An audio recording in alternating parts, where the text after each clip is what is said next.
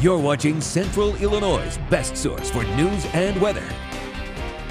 WAND News at 4 starts now. Shot spotted now at 4, how this tool is being used to combat gun violence, and it's doing so in 1 year. And taking off, coming up, the new airport set to take flight and put Champaign-Urbana on the map.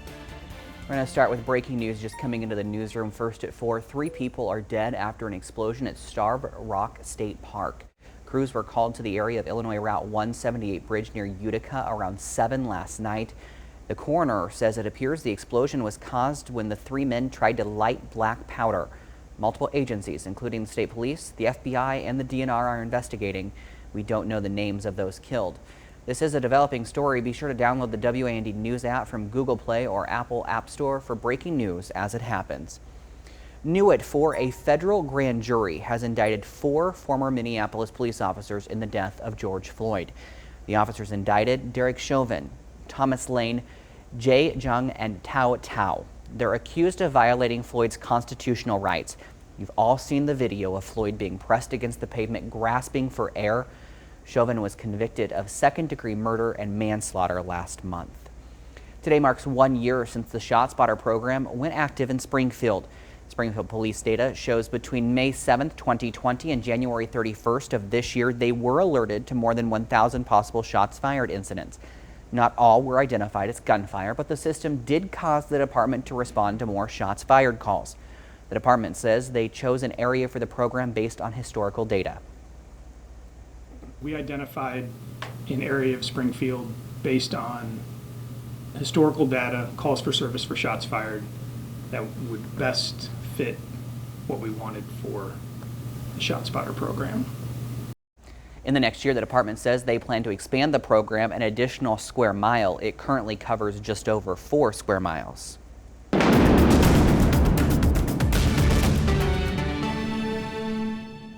Happy Friday, Central Illinois. We did wake up with a little bit of isolated sprinkles moving across, but for the most part, we have stayed dry throughout the area. Let's go and take a look outside on our Flooring America Barn Citizen building in downtown Decatur.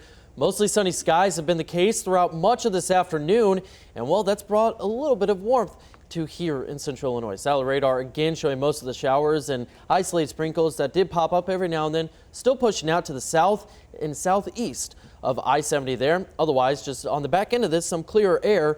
Right now, temperatures, well, 68 degrees in Decatur, 71 in Springfield, as well as out in Jacksonville, and 70 degrees down in Carlinville. So it was a relatively warm day in comparison to what we've had the past few days. You might have felt that warmth if you're out and about, provided by the sun. Over the next 7 days, well, again, sunshine today. However, we are expecting some weekend rain just in time for Mother's Day. I'll break down the details and what you can expect coming up in a few short minutes. Right now, Pfizer is starting its application for full FDA approval of its COVID vaccine for people 16 and older. It's the first vaccine in the United States to be assessed for full approval. Right now, the shot is being used in the U.S. under emergency use authorization. Again, this is just for those 16 and older. Pfizer is trying its emergency use authorization to include kids ages 12 to 15. The company will then try to secure full approval for the age group after it collects data 6 months after clinical trials. Happening right now, a vaccine clinic in Macon County. The National Guard is giving Johnson & Johnson vaccines at the Macon County Health Department.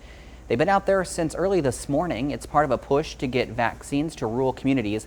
Since it's just 1 dose, you only need to make 1 trip to the clinic. You have until 6 o'clock tonight to get out there. Looking ahead, in just 5 months, a new and improved runway is coming to the University of Illinois Willard Airport.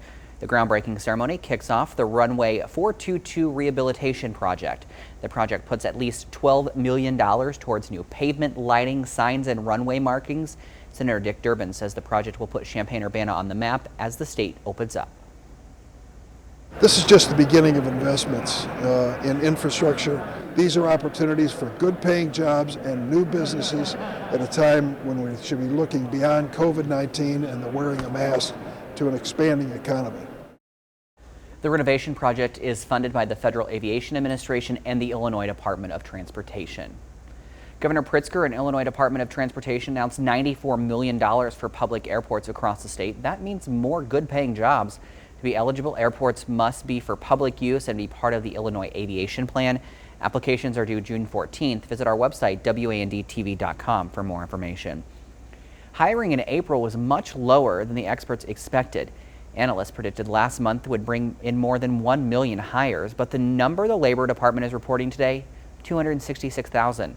Experts are blaming the disappointing numbers on the lack of people to hire. And President Biden says the numbers are proof we have a steep climb to recover from the pandemic. He says data shows his relief and jobs packages are the key to keeping us on the road to recovery. The commander-in-chief says more than 1 million jobs have been created since he took office. And while many are calling April numbers disappointing, Biden says we're still moving in the right direction. You might think that we should be disappointed. But when we passed the American Rescue Plan, I want to remind everybody, it was designed to help us over the course of a year, not 60 days, a year. We never thought that after the first 50 or 60 days, everything would be fine. The president was asked if unemployment benefits were incentivizing some people not to work. He says there is, quote, nothing measurable, end quote, to support that. The possibility of a fourth economic stimulus package lies in the hands of Congress. Dozens of Democratic leaders are urging President Biden to push for reoccurring checks as long as the pandemic continues. As of now, there are no signs Biden plans to introduce another bill with more stimulus money.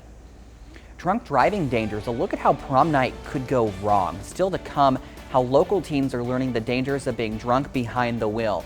Plus, attacked on the job, a look at the dangerous side of being a reporter. But first, WAND News and Papa Murphy's have teamed up for you to win a family pack from Papa Murphy's. One person will be selected to win 2 large topping pizzas, a side, and a soda. This week's winner, Rex Yount. Congratulations, Rex. Be sure to watch again next week for another chance to win. A first-hand look at the dangers of drunk driving. AC Central High School in Ashland simulated a car accident with a drunk driver. No one was hurt. It was all acting. The blood you're about to see is fake. But as WAND's Thomas Garverick shows us, the message behind it is very real.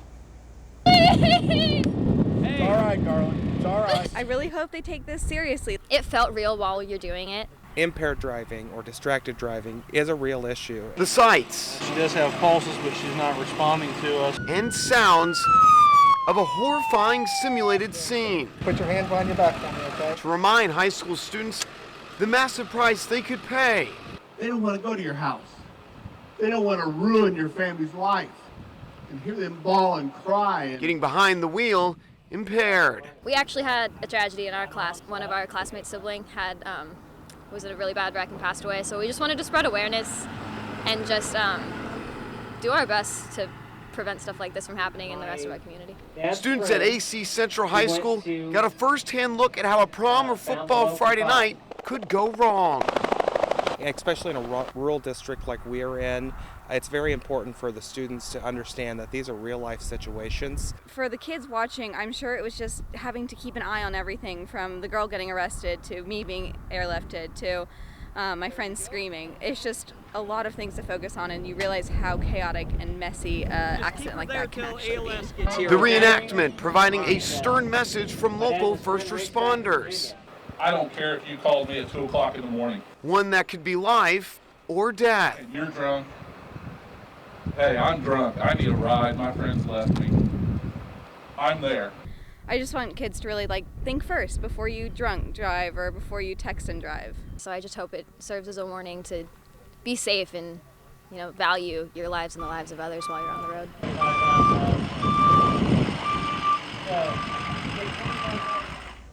Powerful messages and images there. In